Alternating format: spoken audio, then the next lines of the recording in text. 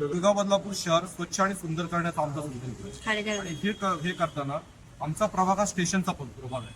या स्टेशन प्रभागामध्ये दररोज कमीत कमी साधारणपणे 2 ते 2.5 लाख लोक हे रेल्वेने प्रवास करून रेल्वेच्या प्लॅटफॉर्ममधून बाहेर पडले की बदलापूर पूर्वेच्या भागाला येतात. आणि या बदलापूर पूर्वेच्या भागाला स्टेशन परिसरापासून 150 मीटर पर्यंत एकही फेरीवाला बसवायचा नाही असं हायकोर्टाचं धोरण आहे.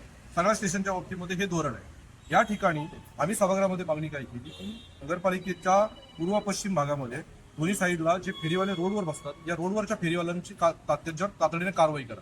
आम्हाला दोघांना निवडून देताना एक गोष्ट सांगितलेली होती की तुम्ही आम्हाला आमचा स्टेशन परिसर हा फेरीवाला मुक्त आणि अतिक्रमण मुक्त त्या ठिकाणी केला पाहिजे. आणि त्या अनुषंगाने आम्ही सभागृहामध्ये मागणी केली आणि सभागृहाने मी तर पक्षावर आम्ही 2 मीटिंगमध्ये त्याच्यावर वैतागलो, प्रशासनावर वैतागलो आम्ही की प्रशासनाने ही कारवाई का करत नाही. प्रशासनाने मागच्या आठवड्यामध्ये ही कारवाई केली. त्याच्याबद्दल आम्ही आता ही जी मीटिंग झाली त्या मीटिंगमध्ये त्यांचं अभिनंदन सुद्धा त्या ठिकाणी केलं.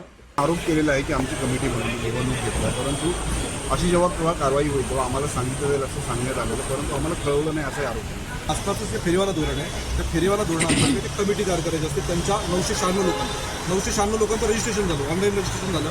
एक एजन्सी होती बाहेरची, त्या एजन्सीने बदलापूर नगरपालिका क्षेत्रामध्ये 996 फेरीवाल्यांचं सर्वेक्षण केलं. त्यांना ऑनलाईन त्यांचं सर्वेक्षण करून रजिस्ट्रेशन केलं.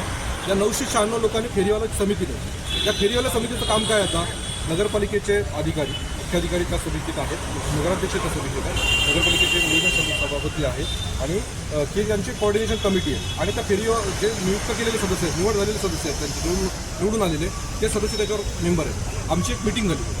याच्यामध्ये काय ठरलं की आता आपल्याला लोकेशन आपल्याला 996 फेरीवाले एका ठिकाणी तर बसणार नाही. या 996 फेरीवाल्यांना आम्ही युनिफाईड मॅप तयार केला. बदलापूर पश्चिमेला आणि बदलापूर पूर्वेला कुठे कुठे 10-10, 15-15 असे फेरीवाले बसवले. तर फेरीवाले एका एरियात बसवतात का असं नाही. फेरीवाला संपूर्ण शहरामध्ये बसलं पाहिजे. त्या लोकांना त्या ठिकाणी येऊन त्या वस्तू घेता आल्या पाहिजे. समजा तो बॅरेज रोड आहे, बॅरेज रोडचा एखादा पार्ट आहे, त्याच्यात पण नियम आहे की शाळेपासून 100 मीटर अंतरावर नाही पाहिजे, चौकापासून 100 मीटर अंतरावर नाही पाहिजे, रेल्वे स्टेशनपासून 150 मीटर अंतरावर नाही पाहिजे. आम्ही त्याची लोकेशन ठरवली, त्याच्या मिटिंग झाली. आणि आता बऱ्यापैकी फेरीवाले आहेत ना बाहेर बसतात सगळं बाहेरचे, त्या फेरीवाले त्या स्पॉटला बसतायत. तिथे छोट्या छोट्या जागा भेटतात. लोकांनी काय झालं, यांनी फेरीवाला धोरणाचा गैरवापर आणि बरं जागा किती द्यायची त्यांना 2x4ची. आता एक नवीन मसुदा कमिटी तयार होते, त्याच्यामध्ये त्यांनी 4x4ची जागा वाढीव जागाची मागणी केली. त्या लोकांनी काय केलं, स्वतःच्या टपऱ्या टाकल्या, स्वतःच्या हातगाड्या लावल्या. तर फेरीवाला धोरणामध्ये अलाउड नाही आहेत तुम्हाला सांगतो.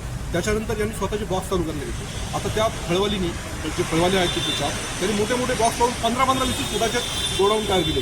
पाठीमागे गोडाऊन पण तयार केले. हे फेरीवाला धोरणात अपेक्षित नाही. फेरीवाला धोरणाची चर्चा त्या ठिकाणी झाली. तिचे नेते मंडळी येतात ना, ते त्या कमिटीत पण नाही आहे. हे जे सांगतात ना, त्यांचे 3-4 मेंबर आहेत ना, त्या 3-4 मेंबरला मी त्या फेरीवाला समितीच्या बैठकीमध्ये पण सगळ्या गोष्टींचं मार्गदर्शन केलं होतं, सांगितलं होतं की आम्ही धोरण करत होतो. माझं काय मत आहे, बदलापूर शहरामध्ये जे 996 फेरीवाले आहेत, त्या 996 फेरीवाल्यांमध्ये जे अस्तित्वातील फेरीवाले आहेत त्यांनी आमच्याकडे या ना, आम्ही तुम्हाला जागा लोकेट करून देऊ. परत आम्ही त्यांना उड्डाणपुलाखाली स्टेशनपासून एक 100-200 मीटर अंतरावर उड्डाणपूल आहे, त्या ठिकाणी जागा जातो. मला एक सांगा, त्या ठिकाणी जर उद्या भाजी मार्केट झालं, त्या ठिकाणी फ्रूट मार्केट झालं, आपल्या लोकांना सवय आहे ना. आता मच्छी मार्केट उड्डाणपुलाच्या खाली आहे, लोक मच्छी घ्यायला तिथे जातात ना, त्या ठिकाणी जातात. तसं तर त्या ठिकाणी जायची सवय झाली. तर आम्ही त्यांना जागा कुठे प्रपोज केली आहे, बदलापूर पश्चिमेला एनएल सोसायटीच्या बाजूचा जो उड्डाणपूल आहे तो पूर्व आणि पश्चिमेला दोन्ही जोडणारा अंडरपासून तिथे जातात. लोक जातात, तिथं फळं घेऊ शकतात. तुम्ही ते मार्केट चांगल्या पद्धतीने करा, त्याचं हे करा. या फेरीवाला संघटनेने उलट त्याला पुढाकार घेतला पाहिजे त्याच्यामध्ये त्या ठिकाणी करण्याला.